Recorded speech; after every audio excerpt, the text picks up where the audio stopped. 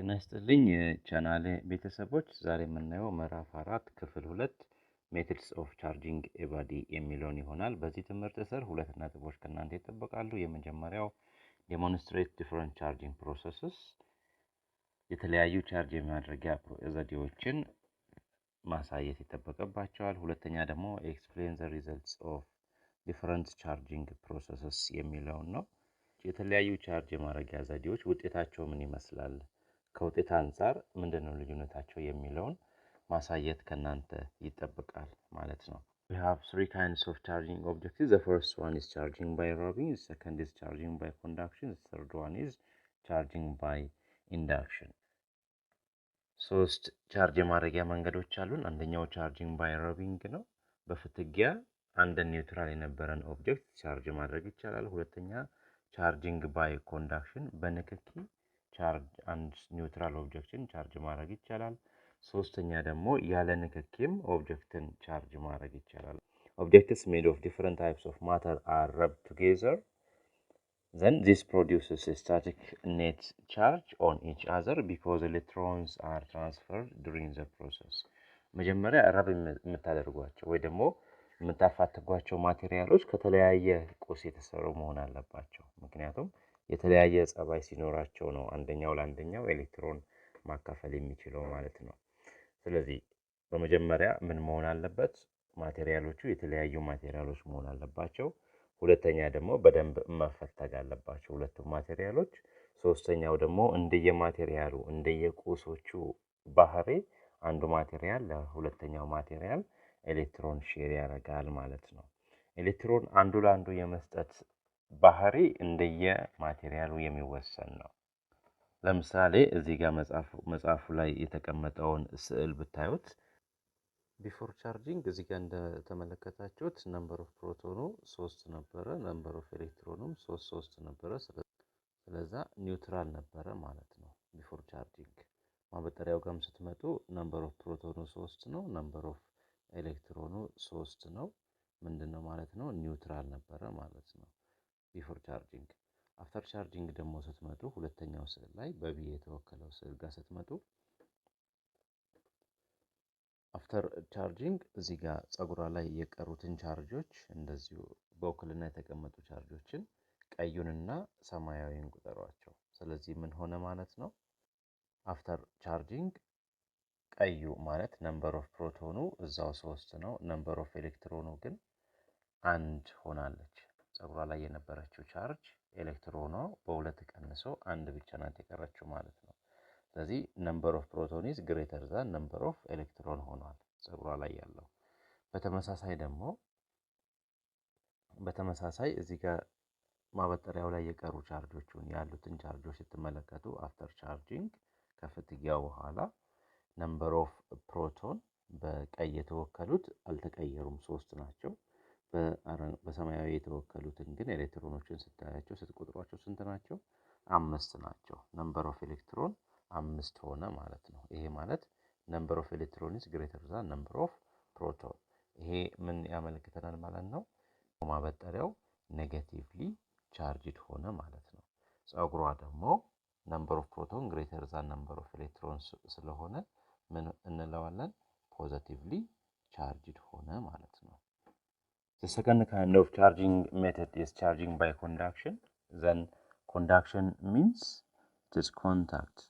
Conduction means contact. ንክኪ ማለት ነው ኮንዳክሽን ማለት። ስለዚህ በንክኪ መንገድ ኒውትራል የነበሩ ኦብጀክቶችን ቻርጅ ማድረግ ማለት ነው። Then charging by conduction involves the contact of charged objects to a neutral. ላይ የቀረበውን ስዕል ላይ ያለውን ስትመለከቱት እዚህ ጋር መጀመሪያ አንድ ማቴሪያል አላችሁ፣ ኔጌቲቭሊ ቻርጅድ ነው፣ ወደ ስፌር እያስጠጋነው ነው። ስፌሩ ደግሞ ኒውትራል ነው። ከዛ እዚህ ጋር ስዕል 2 ላይ እንደምትመለከቱት ኮንታክት ፈጠሩ፣ አንድ ላይ አገናኘናቸው ማለት ነው። ንክኪ ሲፈጥሩ ኔጌቲቭ ቻርጆች ወደ ኒውትራል ኦብጀክቱ ነው ትራንስፈርድ የሚሆኑት። ልክ ስዕል 3 ላይ ስታዩት ደግሞ እዚህ ጋር መጣችሁ መጀመሪያ ቻርጅድ የነበረው ኦብጀክት ለኒውትራል ኦብጀክቱ እኩል የሆነ ቻርጅ ሼር አደረገው። ከዛ በውጤቱም ሁለቱም ኦብጀክቶች በተመሳሳይ ቻርጆች charged ሆኖ እንላለን ማለት ነው። The third method of charging is charging by induction. Charging by induction.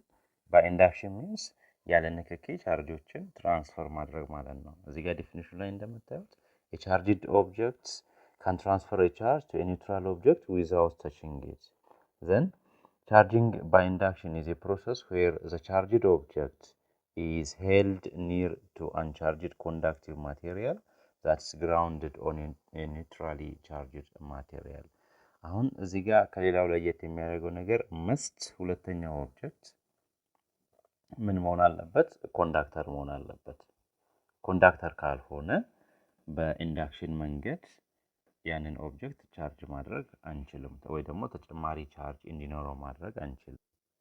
አሁን እዚህ ስዕል ላይ ስትመለከቱት እዚህ የመጀመሪያው ስዕል ሁለት ማቴሪያሎች አሏቸው። እዚህ ጋር አንደኛው ኢቦኔት ሮድ ነው፣ ሁለተኛው ደግሞ ሜታል ስፌር ነው። ኔጌቲቭሊ ቻርጅድ የሆነ ማቴሪያል ወደ ኒውትራል ኦብጀክት እያስጠጋችሁት ነው። ልክ ስታስጠጉት ሜታል ስፌሩ ደግሞ ኒውትራል ነው። ነምበር ኦፍ ፕሮቶኑ ከነምበር ኦፍ ኤሌክትሮኑ ጋር እኩል ነው ሜታል ስፌሩ ማለት ነው።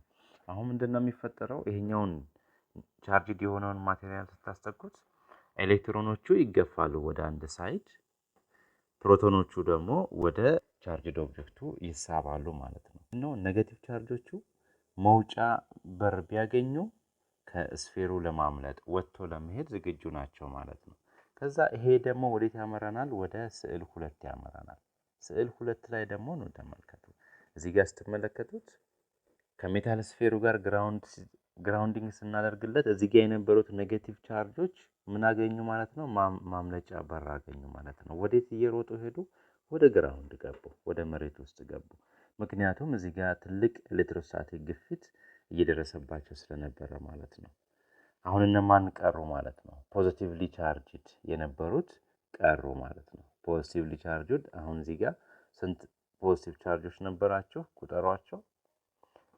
5 ቻርጆች ነበሩ። አሁን እነዛ 5 ቻርጆች ፍሪ ሆነው ያለምንም ከልካይ ሜታል ስፌር ውስጥ በብቸኝነት ተቆጣጥረው ተገኝተዋል ማለት ነው። አሁን ሜታል ስፌሩ ምን እንላለን ማለት ነው? ፖዚቲቭሊ ቻርጅድ ማለት እንችላለን ማለት ነው። ግን በተቃራኒው ደግሞ እዚህ ጋር ፖዚቲቭሊ ቻርጅድ የሆነ ኦብጀክት ኖሮ ብታመጡ ኖሮ እዚህ ጋር ያመጣችሁት ኦብጀክት ፖዚቲቭሊ ቻርጅድ የሆነ ኦብጀክት ቢሆን እዚህ መጨረሻ ላይ የምታገኙት ሜታል ስፌር ውስጥ የሚቀሩ ቻርጆች እነማን ይሆኑ ነበረ? ኔጌቲቭ ቻርጆች ነበረ እዚህ ሜታል ውስጥ የሚቀሩት። ከዛ ምን እንል ነበረ? ኔጌቲቭሊ ቻርጅድ እንል ነበረ ማለት ነው። ኢት ዲፔንድስ ያመጣችሁት ቻርጅድ የሆነ ኦብጀክቱ ላይ ዲፔንድ ይሆናል ማለት ነው። በመጨረሻም በማጠቃለያው እዚህ ጋር ሶስቱንም አንድ ላይ አምጥቻቸዋለሁ። እዚህ ጋር ምንድነው የሚለው? የመጀመሪያው charging by rubbing leave the two bodies with opposite sign of charges። አሁን ማበጠሪያውንና የልጅቷን ፀጉር ምሳሌ ወስደን እንዳየነው ከዛ ምንድነው የተፈጠረው? ፀጉሯ ፖዚቲቭሊ ቻርጅድ ሆነ መጨረሻ ላይ፣ ማበጠሪያው ደግሞ ኔጌቲቭሊ ቻርጅድ ነው የሆነው። the two objects charged with opposite sign of charges። ሁለተኛው ዘዴ ጋር ስትመጡ charging by conduction leaves the charged body and the uncharged body with the same sign of charge ይሄኛው ትልቁ ዲፈረንስ ነው። ለምሳሌ እዚህ ጋር አንድ አንቻርጅድ የሆነ ኦብጀክት ኒውትራል የሆነ ኦብጀክት ካላችሁ እዚህ ጋር ያመጣችሁት ቻርጅድ የሆነ ኦብጀክት ለምሳሌ ፖዚቲቭሊ ቻርጅድ ከሆነ ስታስነኩት ቻርጅድ የነበረው ኦብጀክት ተመሳሳይ ቻርጅ ነው ለኒውትራሉ ሼር የሚያደርግለት። ስለዚህ በውጤቱ ምን ይሆናል? ኒውትራል የነበረው ኦብጀክት በተመሳሳይ ቻርጆች ቻርጅድ ይሆናል ማለት ነው።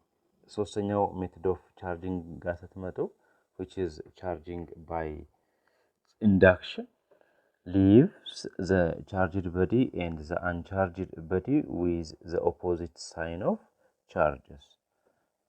ይሄ ከየትኛው ጋር ተመሳሳይ ይሆናል? ቻርጂንግ ባይ ራቢንግ ከሚለው ጋር ተመሳሳይ ነው ማለት ነው። ሁለቱ ማቴሪያሎች with opposite sign ነው ቻርጅድ የሚሆኑት። አንደኛው ኔጌቲቭሊ ቻርጅድ ከሆነ አንዱ ማቴሪያል፣ ሁለተኛው ደግሞ የግድ ፖዚቲቭሊ ነው ቻርጅድ የሚሆነው። እሺ በቀጣይ ክላስ ቻፕተር 4 ሌሰን 3 ነው የምናየው። እሱም ስለ ኤሌክትሮስኮፕ ይሆናል። how electroscope works and it is a practical show ኤሌክትሮስኮፕ እንዴት እንደሚሰራ ቤታችን ውስጥ በሚገኙ በወዳደቁ እቃዎች ኤሌክትሮስኮፕን ሰርተን ነው የምናየው። ከዛ ኤሌክትሮስኮፕ ራሳችን በሰራነው ኤሌክትሮስኮፕ ቻርጆችን እንዴት አንድ ማቴሪያል ቻርጅድ መሆንና ያለመሆኑን እንዴት አይደንቲፋይ እንደምናደርግ አብረን እናያለን። እንዳያመልጣችሁ። አብራችሁን ስለቆያችሁ በጣም አመሰግናለሁ።